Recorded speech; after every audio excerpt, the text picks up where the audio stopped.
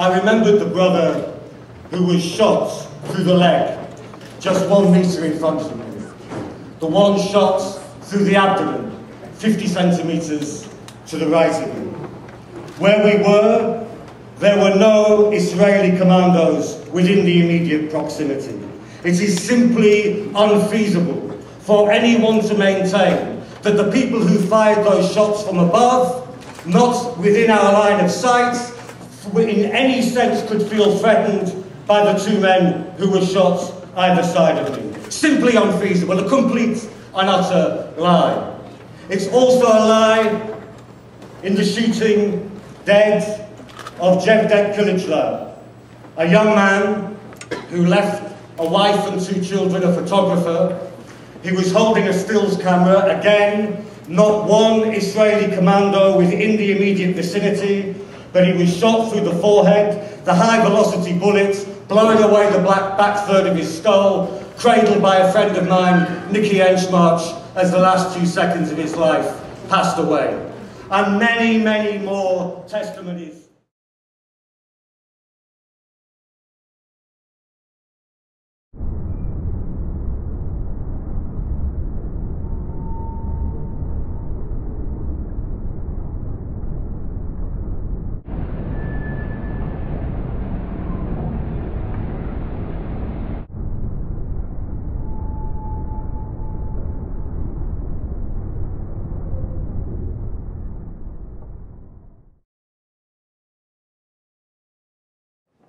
I say the house of the Lord, and that is what we've tried to be, a house of the Lord, believing in the God of justice, believing in the God who said to prioritize the needs of the least, believing in the God who said work for the oppressed, not for the oppressed, or the exploited, and not the exploiter.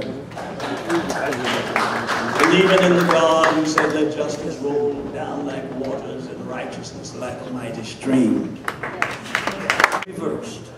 If in fact the Israelis were subjected to a blockade, if in fact the Israelis were suffering from cruel and unjust treatment, I would open my doors to the Israelis likewise.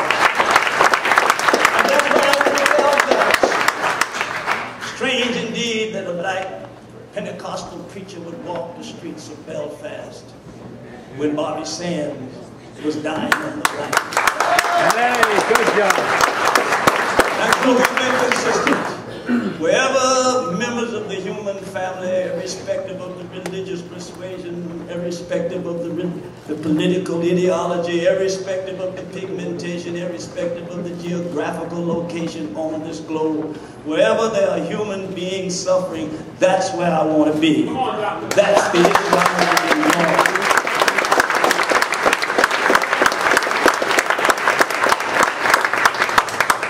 So we welcome you here. This is the place that they have come. Many Aristide came when he was trying to get back to Haiti. Winnie Mandela came when we were fighting anti-apartheid. Joshua Nkomo, the grandfather of the African liberation movement, they all came here.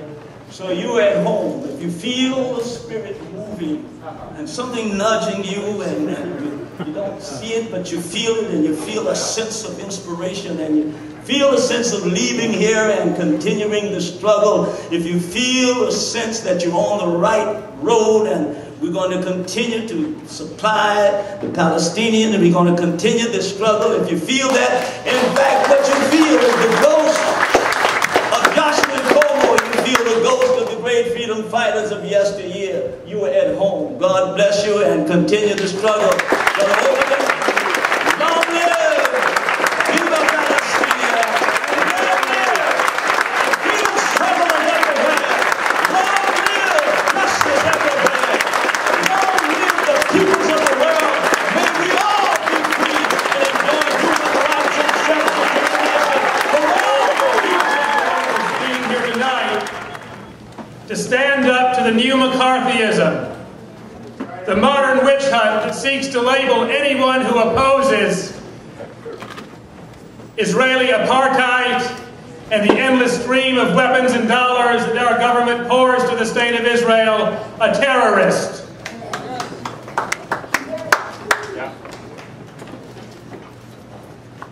Reverend Daughtry mentioned Joshua Nkomo and the freedom fighters of Zimbabwe who spoke here in this church. Well, Israel is the Rhodesia of the Middle East. That's right. So-called liberal Democrats are taking a lead in this witch hunt, are doing the job of right-wing Republicans, are acting like fascists. I'm sad to say that these new McCarthyites have denied our main guest speaker, Turkish former member of Parliament Ahmet Faruk Unsal, the right to enter this country tonight. He was not allowed to board his plane in Turkey. This is a man who's been to this country many times. He was an elected member of Parliament and a member of the humanitarian organization IHH, which is being so demonized, but which operates in 106 countries, including Haiti. And their voices will not be silenced. We are here tonight to stand for freedom. Not only the freedom of the heroes of the Mavi Marmara to speak, and your right to hear what they have to say, but the freedom of the Palestinian people of Gaza to choose their own government.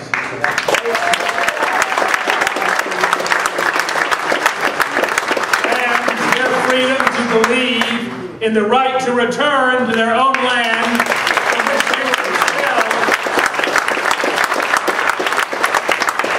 and to live in a Palestine free of apartheid. Because that is the reason for this terrible blockade. That is why the people of Gaza are denied jobs and clean water and electricity and are dying from lack of medicine and can't rebuild their homes and can't even get toys and school supplies for their children. That is why 9 men died on the seas 3 weeks ago, because the people of Gaza dared to vote in a democratic election and choose a party that has not relinquished the right of the Palestinian people to return.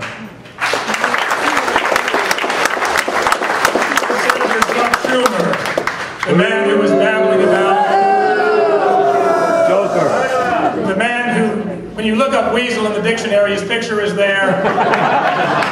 The man who was babbling about unarmed activists brutally assaulting Israeli naval commandos, he really said that.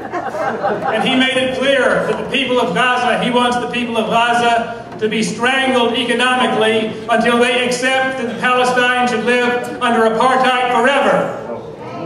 It's not about weapons, it's about freedom. What can you say about a man like that?